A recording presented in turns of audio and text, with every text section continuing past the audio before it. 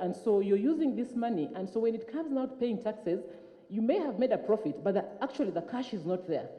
Your cash flows are not right. You've spent this money on something else, and so you find that typically Starting your business without any registration is prudent when you want to save on your startup resources. But the experts' advice is that you should formalize your business upfront if you hope to reap the benefits of business growth as well as impressing business partnerships. Associations have legal force to enforce self-regulation. No, we don't have. So meaning that we need partnerships as associations to now enforce.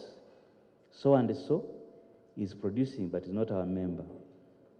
How do you government agencies that are responsible help and ensure that they step in?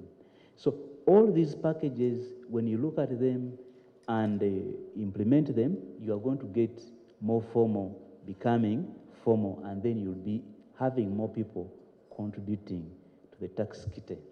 But very importantly, and this we know it as PSFU from our members, why the tax burden seems to be a little bit heavy. We need to right now think about the gender responsiveness.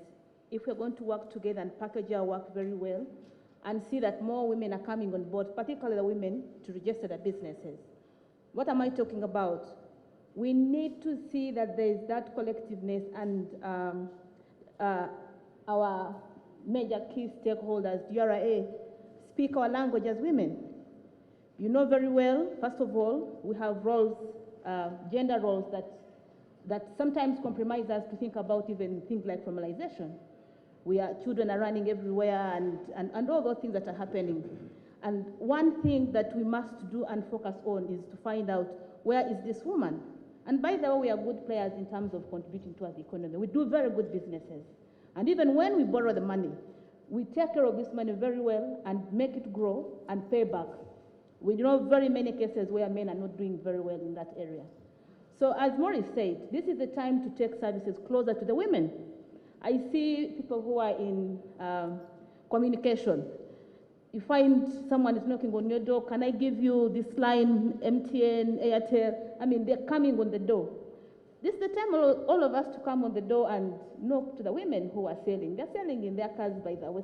To further solve the challenges of navigation taxation and protecting startups from unfair taxation, Uganda Revenue Authority has implemented digitalization of taxation system called the Electronic Fiscal Receipting and Invoicing Solutions to record business transactions and share information with the Uganda Revenue Authority in real time. Bedson Mumbere, Smart 24. See, these are people who are in far remote areas, and the leaders, some of whom are attending this activity, should have their capacities built, because there are a number of initiatives that are taken by governments here in Uganda, by the UN, but also by the African Union. In terms of evictions, if the government is carrying out a conservation, like in Elizabeth National Park, you'll talk of Mugahinga, Echuya, and Buindi Forest. You even talk of the Kidepo Valley. All those areas were occupied by indigenous populations who are in this room today. The government needs to go back and track how did we do the conservation? What else can we do? Now the conservation was done, people were evicted from their community. If you ever move into Bundibujo, just leave this place of, is it Bubandi? Harugali. If you reach Harugali, you will find the virtual communities of the Itoli Forest or the Semuliki Valley, the Semuliki Forest, live like squatters along the road, asking for money and begging. How can we reduce a whole population of the country? According to the civil society organization, indigenous communities have no representation in the local governments and have been sidelined in accessing national services and resources. When it comes to education, most of the indigenous communities are marginalized because the languages of instruction in schools are aligned and only applicable to predominant tribes in the respective geographical locations. This is the welcome song.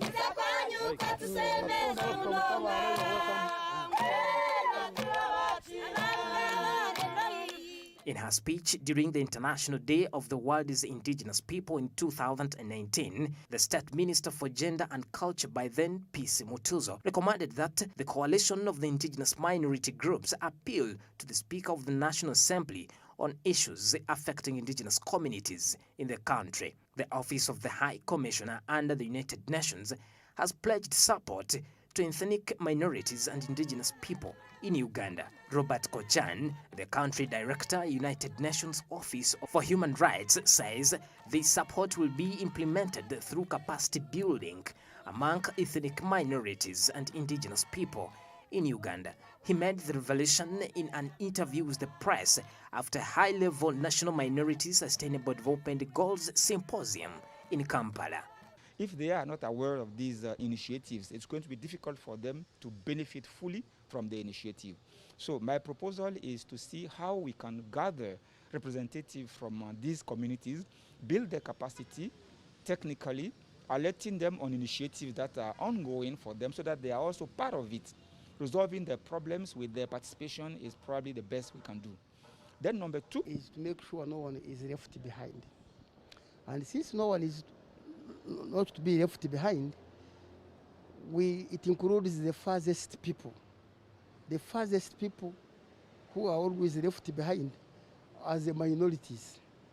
And as you have noted from the conference, we have minorities coming from different corners, living in the mountains, in the forests, these pygmies.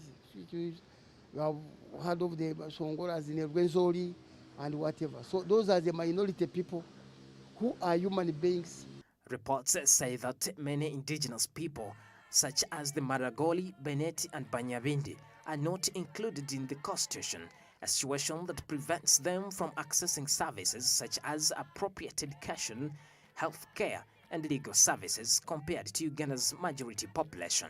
And I said it, when there is a problem that is posed for people who are learned, they know where the remedies are and they can access courts or whichever institution, which is not obvious for indigenous communities or minorities because they are not in the know of these remedies available, and they might be suffering in silence. So what my office is offering also is the possibility for them to reach out to us, and we'll help them in case there is a problem, land grabbing or pollution or others that tampers with the environment. We could help them reaching out to the relevant institutions. Is that these people found in most of the most endowed places in each country, they face challenges of exploitation of those natural resources minus them. And that's what we talk about, the threat. Okay, they also may suffer discrimination as they are regarded as less developed and less advanced than other more dominant sectors. I remember when I was growing up, there was a saying, I apologize for my colleagues from Karamoja. We used to say, we cannot wait for Karamoja to develop. So we tend to move with the development and leave the communities that have not changed behind. The gap exists, surely exists. And you have heard in the presentation, which is the, I think it must have ended, the lady articulated areas where initiatives are taken, but to the detriment of indigenous people and the minorities.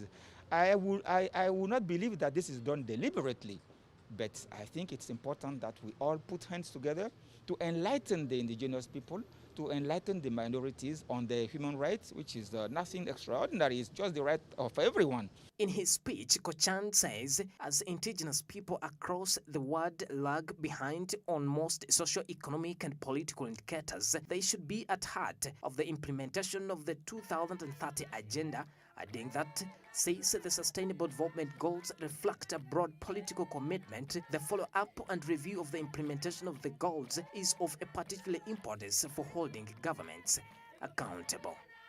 Bedson Mumbere, Smart 24.